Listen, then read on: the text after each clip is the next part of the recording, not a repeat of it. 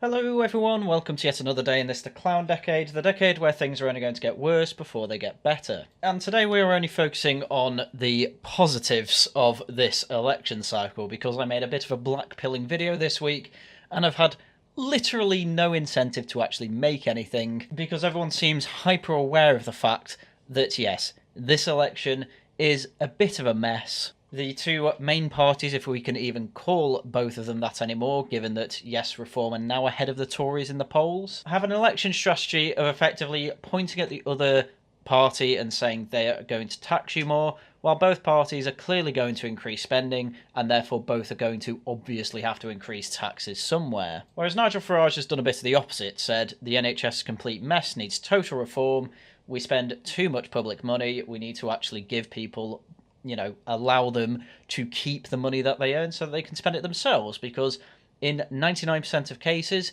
they will be better at spending their own money than the government would be. And anyway, that's why if my reform candidate in my area is not a complete and utter whack job, I am more than likely going to be voting for them. But anyway, due to Americanisation of the entirety of the United Kingdom, Rishi Sunak has decided that actually this election should all be about a type of presidential style approach to the whole thing, saying I am the best leader for the job, when in reality, obviously, we vote for representatives in Parliament, and I would love to more go back to that sort of election cycle, more of a how can I represent you and how would I do best for you and your constituency when it comes to deciding who to vote for, rather than, oh, I'd rather vote for the douche at the top or the turd sandwich at the top, or in some case, of course, Nigel Farage. Anyway, now that I've laid the groundwork for why I need to talk about Farage, I need to say that his social media game has been on point. Guess who's back? Back again. Back again. Yes, Nigel Farage has been really on top of the TikTok game, but that's really not what I'm here to talk about. If you want evidence that it's working, even Aaron Bastani had to make a tweet about how Zoomers are really on the Nige train whenever he sees them out in public. I assume that these are young boys because I am slowly becoming more and more convinced that actually Generation Z seems to have a bunch of men that actually are moving to the right rather than just being hopeful the whole time. There seems to actually be plenty of anecdotal evidence that that might be becoming true. It's certainly true in other countries. I don't see why it wouldn't happen here. I assume it's not happened here quite yet because everyone still sees the Tories as right wing, when really they're left wing, and so once people realise that, they'll probably shift to the right. Anyway, because this is all working so well, the mainstream media have decided, oh, we need to go on the attack against Farage, and against Reform, of course. So the first one we'll go through is migration, voter fraud and climate change. Farage's claims fact-checked. And this is from BBC Verify, so I do not trust that they will actually fact-check this particularly well, but we may as well go through it, because the thing is that people will see, oh, they're fact-checking Nigel Farage, he must have lied. That's typically how people will see headlines like this, which can be an issue, but for the sake of fairness, when you search fact-checked into BBC, it is a bunch of BBC Verify articles, and to be fair, they do seem to cover more than just Farage. One thing I do find interesting, though, is that when it comes to the other fact-checking, it's either very specific, oh, is the £2,000 bill from Labour true from the Conservatives' claims, or, oh, is Labour's claim of a £71 billion unfunded Tory spending true? These are fair things to fact check. They're very, very specific. Or obviously they say, okay, there was a 7-party BBC election debate, let's fact check it. It's either very, very widespread or very specific for a party, but with Nigel Farage, it's both. Almost saying, oh, we're going to fact check absolutely everything Nigel Farage says, but you can trust the other two parties. That they only might lie on one or two things, but with Nigel Farage, it's everything. I just find it pretty interesting that's the approach they took. So let's get into the facts. We have to provide a new home every 2 minutes in this country just to deal with net migration. So Farage did not specify what statistical source he was basing this claim on, and so we need context. Average net migration, the difference between people... Oh my god, people know what that means. In the year to December 2023 was nearly 700,000 people. Assuming the population increase due to migration occurred evenly throughout the year, this would amount to 2.6 people every 2 minutes. The average UK household occupants in 2023 was about 2.4 people, according to the ONS. So if every new member of the UK population due to net migration last year ended up in a household of 2.4 people and the household required a new home to live in, you could get a statistic similar to that cited by Mr. Farage. In other words, Mr. Farage was telling the truth. They have to go on though, don't they? However, this kind of calculation does not take into account some existing homes being vacant or how many people on average live in a household formed by new migrants. I think if you took them into account, it would actually make things a hell of a lot worse. In the UK, we have one of the lowest house vacancies throughout Europe and the Western world. I know people hate my YIMBYism, but it is absolutely true that we are way behind on house building, even if you take out migrants. If we had nothing but natives and the native population growing, even though it's declining now, over the past decades or so, we've been way behind on it. Because it's a problem we've had since, well, frankly, since the 40s. Moreover, analysts say the interaction of immigration and housing demand is complex, and the main impact is likely to be through house prices and rents. It's not that complex. More people in the country means more demand, means higher house prices. The government's Migration Advisory Committee, its official advisory body, found evidence in 2018 that 1% population increase due to migration leads to a 1% rise in house prices. So it's definitely not complex at all then. Who wrote this? But the Migration Observatory concluded more recently that it's challenging to establish a causal relationship between the price of housing and the level of immigration with any precision. They just happen to have a correlation that's almost 1-to-1. Half of those that have come aren't coming to work, they're coming as dependents. This claim is not correct if you look at the latest figures for overall migration visas. Mr. Farage did not specify which time period he was talking about, but in the year ending March 2024, about a third of all visas issued went to dependents. His claim is broadly correct, though, on numbers coming on work visas. It's just incredible, isn't it? Out of all the work visas issued in the year ending March 2024, nearly half were issued to dependents. However, it is worth noting that dependents of a person on a skilled worker visa or student visa are not entitled to claim benefits in the United Kingdom. However, there is no doubt that they will benefit from our infrastructure such as the NHS, though. And they're allowed to work, although we don't know what proportion do so. It's amazing. So far, this fact check. Okay, so Nigel Farage's claim is a bit misleading. It's true, though, but it's a bit misleading because we don't actually know what the true answer is. And the problem is that if we actually were to get the true answers to all of these things, I think the problem would be way worse than we think, because we keep losing track of migrants, especially illegal immigrants. We fast track and rubber stamp these visas, thanks in part to Boris Johnson and the liberalisation of the visa system. I mean, honestly, it's no wonder that people are not towing the line anymore, that the Tories are right-wing. It's only idiots in London that say that these days, but it's just amazing, this article, and the rest of it is obviously like this too. We'll go through one more example. We'll do climate change because I know it best. All I do know is that man produced about 3% of CO2 produced in the world every year, and that it is nuts to call CO2 a poison. The second part's certainly correct. This claim is misleading, but again probably true. Scientists at NASA told Reuters in March that human activity has been responsible for around a third of the total carbon dioxide in the atmosphere. The natural world recycles hundreds of billions of tons of CO2 every year due to things like photosynthesis, but what really matters for the climate is how CO2 levels change over time. Without human influence, the amount of CO2 produced would roughly equal the amount absorbed, meaning the level of CO2 in the atmosphere would stay roughly the same. Over the time period of about 200 years, possibly. It's hard to say because we've had such an effect on it, but I think broadly we can say it's true. It's quite hard to say because, again, we are using models of measurements that can tell different stories depending where you get the data from. But what BBC Verify seem to have done here is specifically use the Rothman model, which is obviously the lowest model that they could have picked. When, as you can see from the graph, there are plenty of other models and averages that we can use that show much higher CO2 levels, even 100 million years ago. So BBC Verify are doing the classic journalist thing of taking the worst possible interpretation you can take from a quote, don't really address it properly, and then make the problem seem much worse than it actually is,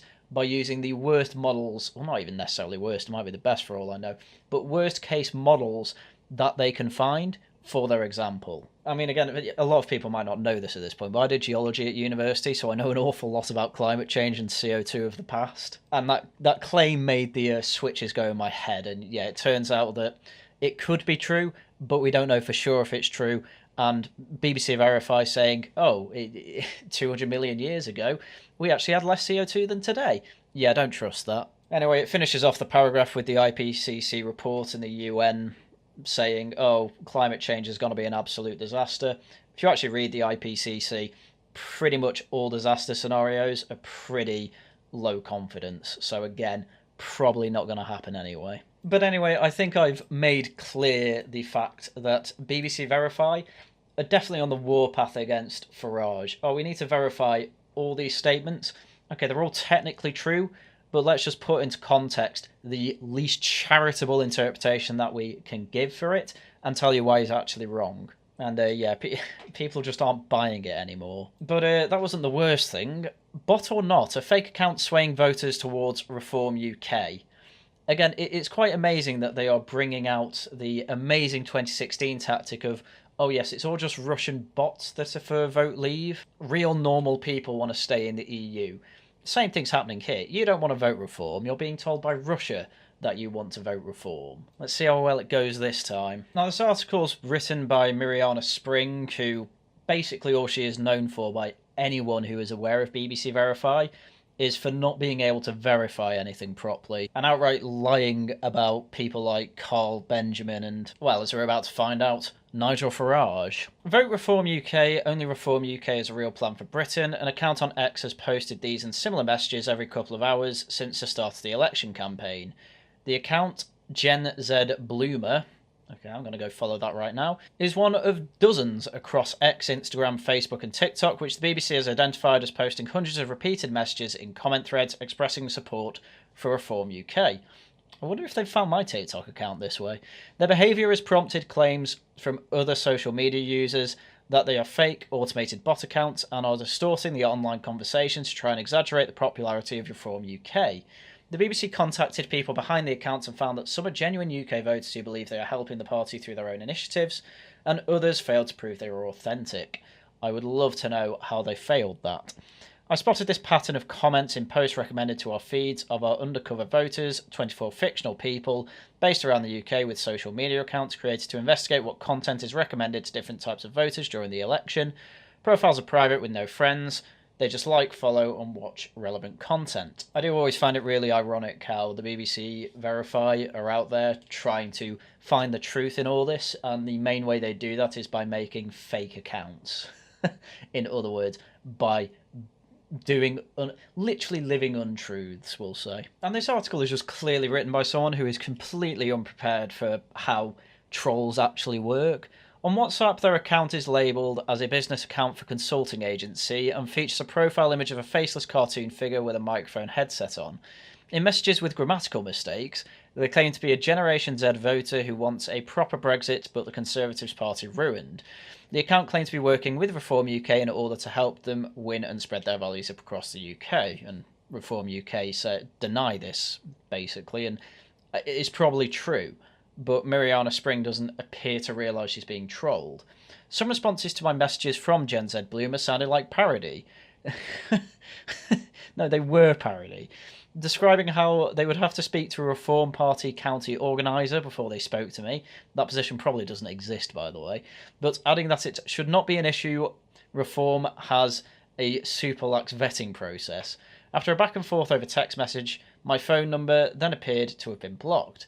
Since this article was first published, the Gen Z Bloomer account has been suspended by X for violating its rules. Yeah, it was probably an 18-year-old, probably younger, who's a bit disaffected from politics and just wants to cause a bit of chaos. Yes, well done. That is probably what a lot of people saying Vote Reform UK are doing. That is certainly what I was doing on TikTok.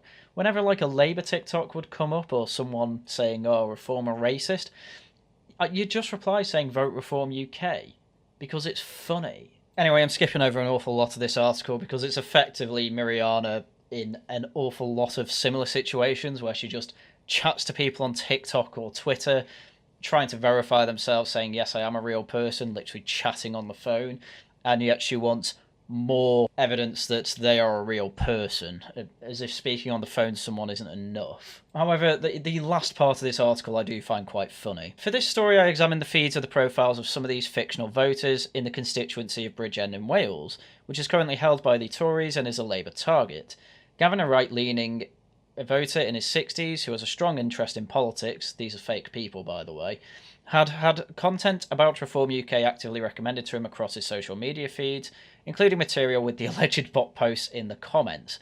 Again, I'm still not seeing an issue with this. So there's some bots in the comments of stuff from, say, Reform UK itself or other real people that's being put into his feed. Just because there's some bots saying Reform UK in the comments, I don't see why that's got any material difference whatsoever to this election. On the other hand, 72-year-old Eluned, a left-leaning Welsh nationalist who is very supportive of the EU, has been pushed several posts and comments from people concerned about these profiles supporting that Reform are bots. Wow, I can't believe the algorithm is working in a completely predictable way on TikTok. It's like TikTok's better than YouTube.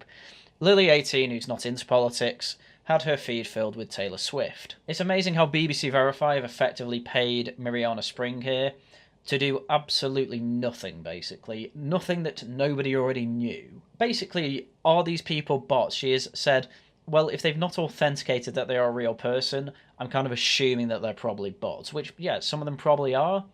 But then when you literally talk on the phone to some people, and that's not enough to verify they're not bots, I'm not really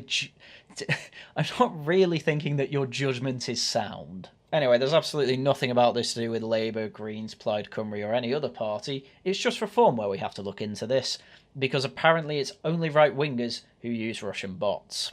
Anyway, speaking of bots, David Cameron was interviewed by The Times recently, or Lord Cameron I suppose we should call him, and as Foreign Secretary it's fair enough to interview him, but his interview again had to focus on Farage, because they are really scared that the Tories are going to get wiped out by Reform. So David Cameron rejects Farage's inflammatory language and hopeless policies. The Foreign Secretary says he is confident in the Conservatives' chances despite the challenge they face. I think we can win this election. So let's just skip to the part where he talks about Farage. Should the Tories embrace Farage, as some right-wing Tory MPs believe? Cameron says he is currently trying to destroy the Conservative Party by standing for Reform. I want to be as sure as we can be that we get no Reform members of Parliament and the Conservative Party can move forward. What Cameron particularly objects to is Farage's inflammatory rhetoric on migration. I think there's room in the Tory party for people who care about immigration.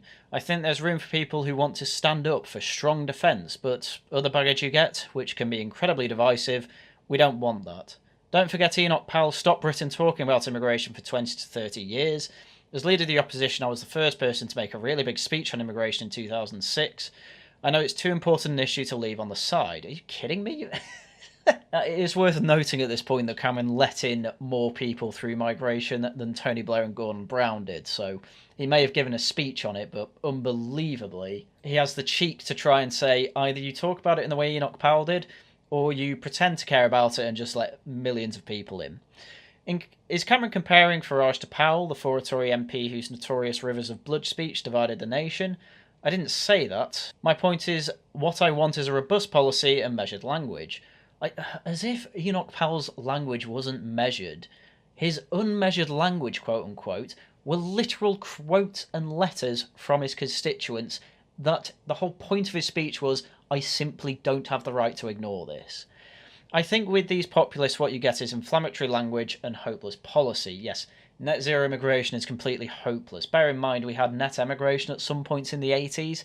That's just not true. But it's just how desperate they're getting. Once again, we are comparing Nigel Farage to Enoch Powell, which I don't think is a fair comparison, because Enoch Powell's mental faculties were leaps and bounds higher than Nigel Farage's. And that's not even an insult to Farage, that is a massive compliment to Enoch Powell, who was nothing short of a complete and utter genius. And anyway, I'm not being funny. If that's the best that David Cameron can say about Nigel Farage, then I am of course going to be swayed over to Reform more than the Tories. If that's the best they can say about immigration, oh, well, back in 2006 I made a speech. Okay, then you had 14 years to deal with the issue. What did you do about it?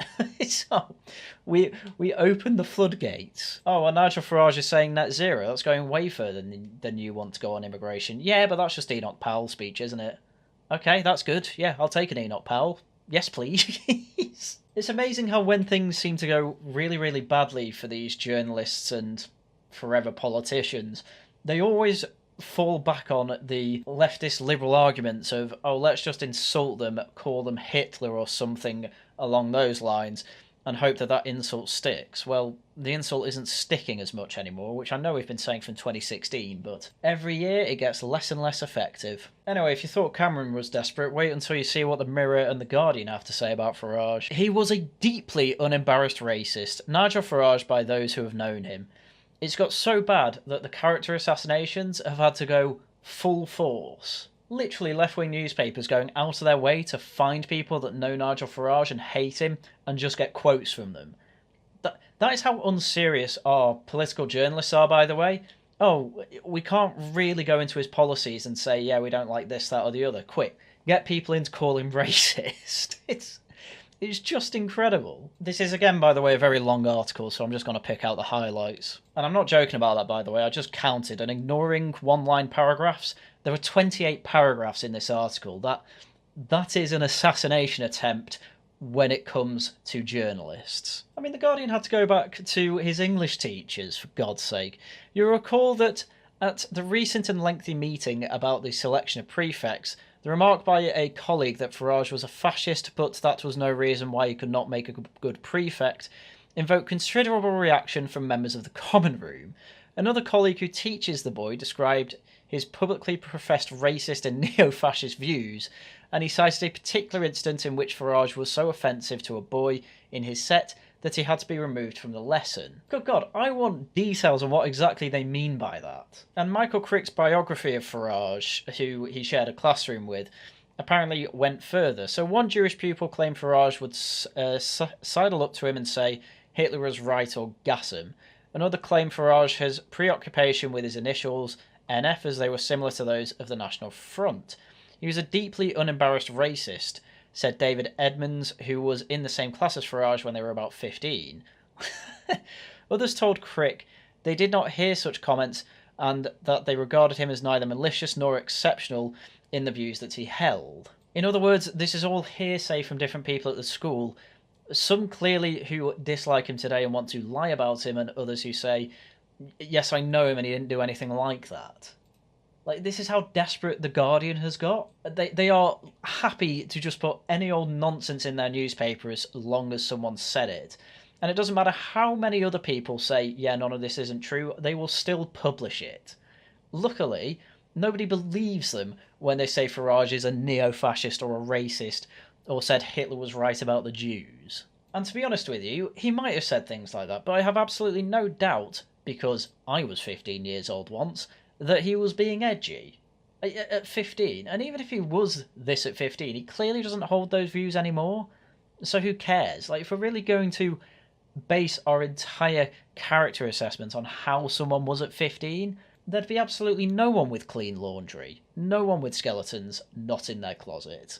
So basically, the entirety of this article, as I'm quickly going through it, appears to be two former disgruntled UKIP members, MEPs, and part of the ruling body. Doug Denny, 76, was frustrated, saying he doesn't like fraud, and Nikki Sinclair, one of Farage's former MEPs, and she felt cold anger. Like, these are two people that are clearly disgruntled with Nigel Farage and are trying to undermine him since he has left UKIP. I just find it amazing that these people that The Guardian have probably lied about in the past are happy to come to them and say, yeah, Nigel Farage is a racist, by the way, his school friends said it. But they do include ridiculous things, such as a retired bookmaker and UKIP donor offered a former betting shop in Ashford, Kent, for the party to use as a call centre. The operation was run by Farage and had a huge success, but concern was raised over time by Denny and others as to where money was going, including £211,000 that turned up as other costs.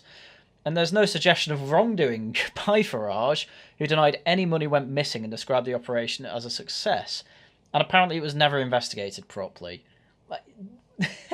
I just don't believe that, I'm afraid. You have effectively an entire cabal of people trying to attack Nigel Farage on all sorts of things, and you'd think being able to attack him on £250,000 going missing, quote unquote, would be thoroughly investigated, especially by journalists, but if they couldn't even be bothered to investigate it, yes, I am going with the assumption that he didn't do anything wrong. And then another side to the allegations against Farage are from an unhappy ex-lover. So Farage's ex-lover only admitted in an interview in 2017 that they had been having an on-again, off-again affair for more than a decade.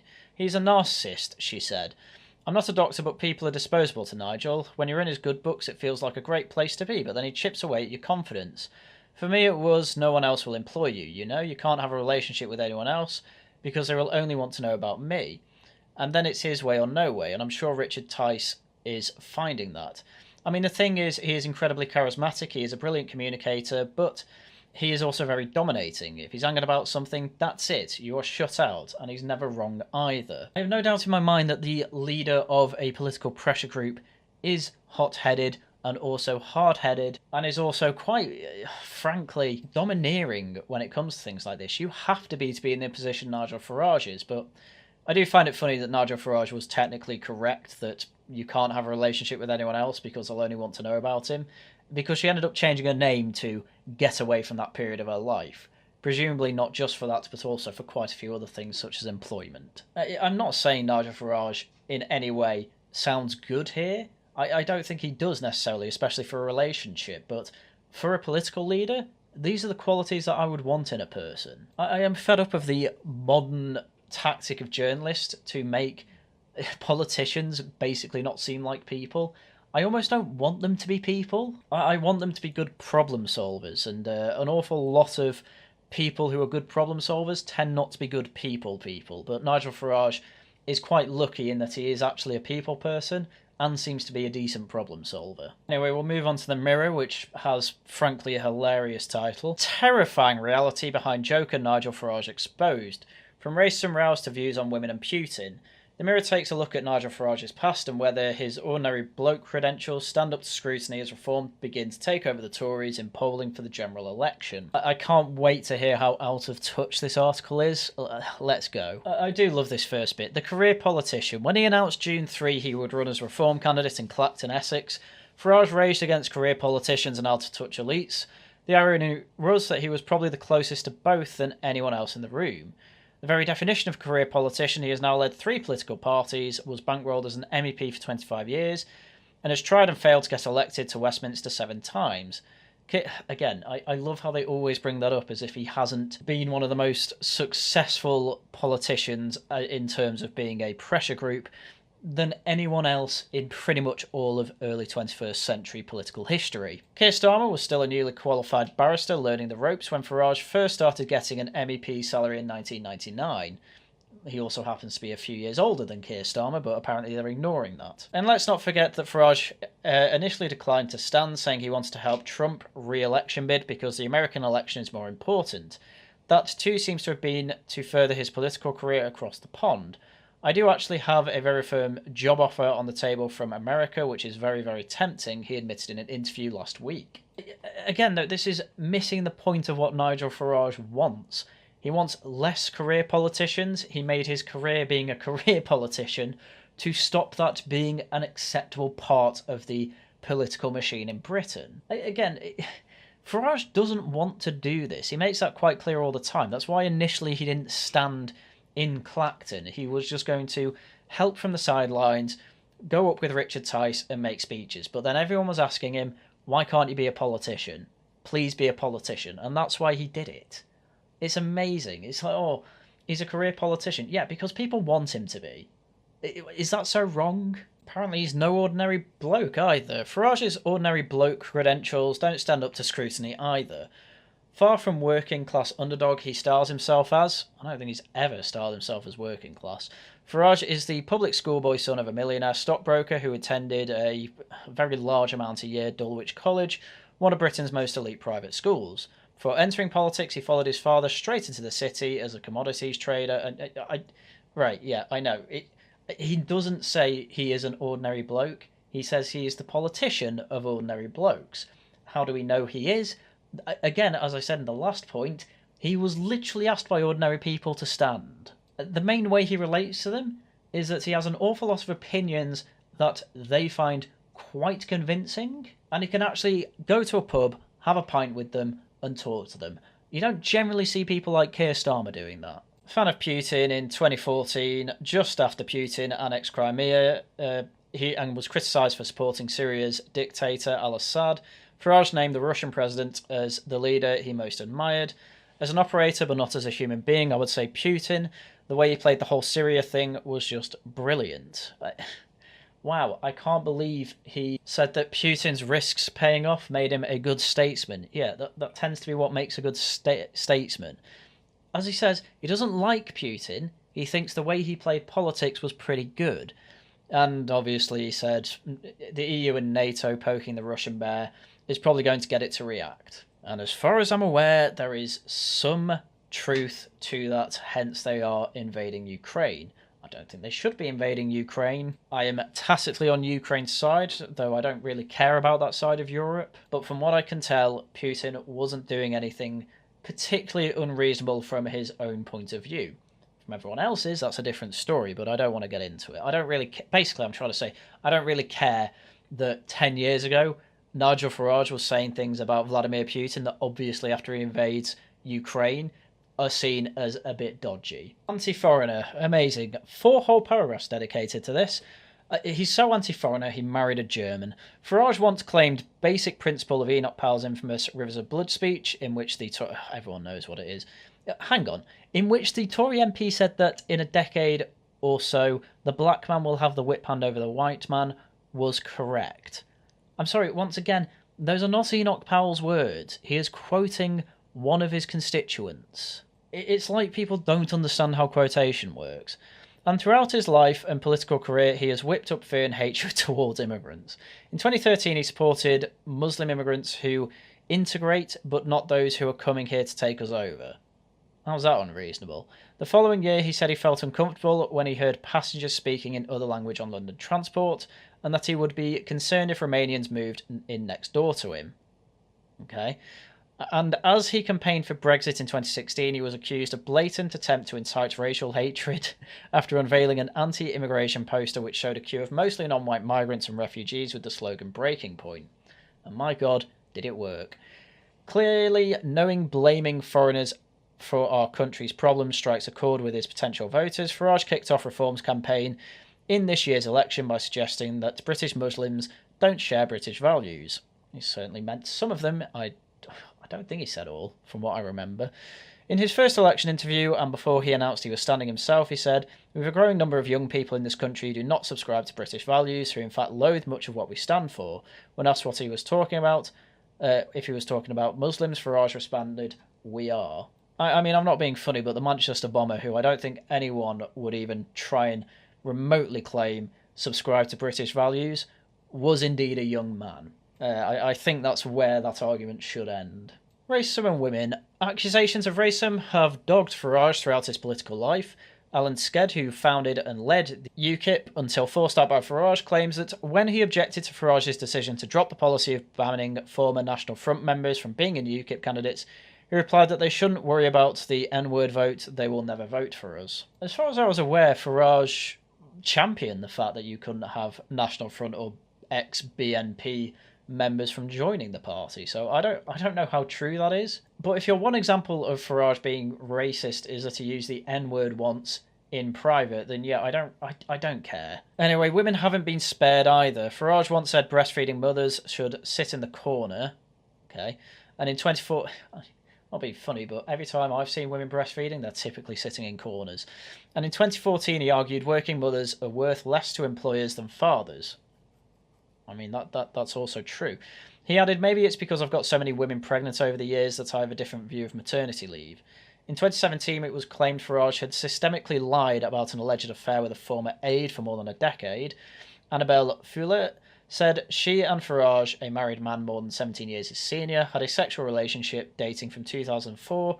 Farage declined to confirm or deny the affair and is yet to speak about it, though obviously, as we read in the previous article, she had claimed that it was going on for a decade. Very straight. I don't know why that second paragraph is in there. Farage had an affair. Yeah, I'm not being funny, but do you not remember Matt Hancock having an affair? We live in a world where apparently that's fine. And the worst thing he did was break COVID rules to have said affair. It's just unbelievable. These left wingers who don't care about family values whatsoever suddenly become ultra conservatives as soon as they can fight Farage on it. Yes, Farage should never, ever have cheated on any of his wives. But don't you come across to me, Mirror, and tell me that you are a newspaper that supports family values. That is nonsense, and absolutely everyone can see through it. And I mean, my God, if you think you have to mention that part to stop people from voting for Farage, then I don't know what's going through your head. Anyway, the rest of the article has similar claims to that of the other article we went through, so there's no point retreading that old ground. So, I think it's fair to say at this point that pretty much everything that is happening to Farage in terms of, how the leftist mainstream establishment are trying to, once again, character assassinate him, shows me without a doubt that he is the correct candidate to vote for in Clacton, and the Reform Party is something that they are truly scared of. And as I have said in numerous videos over the past few years, if the leftists are putting both barrels on someone, that someone is probably worth voting for and probably worth supporting. I said this with Liz Truss, I said this with Boris Johnson, I said this with Dominic Cummings, I've said this with Donald Trump. If the leftist establishment are trying to assassinate them to this degree, they are worth voting for no other reason than they will cause chaos within their mainstream systems, and the chaos allows us the opportunity to actually tear it all down and reform it, as Farage says. And as I say, he's playing the social media game excellently as well, and their party political broadcast was amazing as well. This was it. Just a simple black screen saying Britain is broken and needs reform. Amazingly simple, everyone talked about it. The leftists are trying to say, oh, this is stupid, isn't it? They only sent an image. Oh, how stupid are they? When no, this was deliberate. The message is simple, the message is obvious, the message gets across. People at this point know that they can't trust policies of any other one of the establishment parties. From the Tories, Labour, SNP, they know that they're all broken. That is the point of this. Policies don't matter. We are Reform, we are something different, we will change the political norms. And that's good for you and good for everyone else, because it means that you have this broken system being reformed into something better. And even when you look in detail at their policies, which should be coming out tomorrow, I have no doubt that they will have plenty that I will be happy to support. Of course, there's things I'm not so sure on, such as proportional representation voting. I'm not sure what they're going to do to reform the Lords, but if they try and make that an elected chamber, I'm going to obviously be against that. But honestly, at this point, things are so bad. I voted Tory pretty much all my life, apart from a couple of elections. I have no doubt that unless they do something to radically move away from their neo-Blairite left-wing paradigm, that I am not going to vote for them again. And all the leftists are saying, oh, clearly the Tories need to move even more left-wing. That's what's going to get the voters back. It's just mental. Just mental. And it means a decade of reform, if that happens, which I don't think I'd be that unhappy with. It's amazing how little detail Farage has actually gone into with how he's going to solve these things, but the little I have heard, I love. Lower tax in general, getting rid of IR45, lowering business rates to 15%, though I'd put them even lower, but cutting it by 10% is amazing. Focus on business, focus on allowing smaller businesses to grow, taking power away from corporations, and lobbying won't be seen as much by Reform as we see with both Labour and Tories. Labour from the unions, Tories from certain big corporations. And I can only see things improving. So, with that, make sure that you actually look into which candidates are in your area. Mainly look at Reform and Conservative if you're, a small c Conservative. With Reform, if they're not a total nutcase, vote for them. If you have someone like Liz Truss or someone who supported Liz Truss, have a quick look at their voting record. If you like what you see, vote for them over Reform. Because the party machine of the Tories is incredibly useful. We just need to get the 20 people in CCHQ who keep it left-wing out of there. Having them get absolutely railed and losing their left-wing MPs will make them lose influence, will make it move to the right, and then we have a whole party machine that is effectively running on reforms economic policy and having a social policy that is also conservative. That is our best case scenario. I can see us getting to that point at the end of the clown decade. We got a plan, boys. Check who you're going to vote for, please. I know that a lot of you want 0 seats, but just, not for me, but for your country, take a look at your Conservative candidate. If they look good, then vote for them. That is all I ask of you. Anyway, that's everything I had for you today. Couple of shilling announcements. One, please do become a member. You get very little benefit, but obviously, to keep the channel running, I do need some sort of income from it. This is obviously mainly a hobby. I'm not expecting an awful lot, but I'm not saying like go out of your way to give me money, but if you know that you can spare, £2 a month or whatever, that is more than welcome, and I would be happy to get that. But obviously, don't put yourself in the poorhouse just to fund this little hobby of mine. When it comes to Tosh on the Wellington Club, please do join the Wellington Club. The links are down below. We will likely be talking on Tuesday and Wednesday about the manifestos. We're debating whether to go through Labour, Tory and reforms or just Labour and reforms. Probably going to go through all three over the 2 streams, but just to let you know, that is the plan for that. At least if it wins the vote, which it looks like it is winning now, but if you would either want to disrupt that or, throw your hat into the ring of yes, I would like to hear that, please go over there and vote. I put out a reminder at every day when we have that vote going. And we were told in advance by Tailed Feature, no regional variations this week. That's why I'm doing 2 Toshes next week.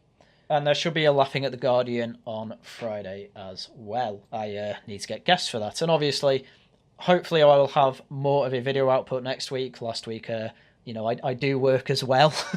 So deadlines were coming up and I had to focus on work. So don't worry, more content coming next week. I hope this Sunday White Pill was enough to get you through. Right, with that, that's everything I had for you today. So once again, thank you very much for watching. And until next time, goodbye.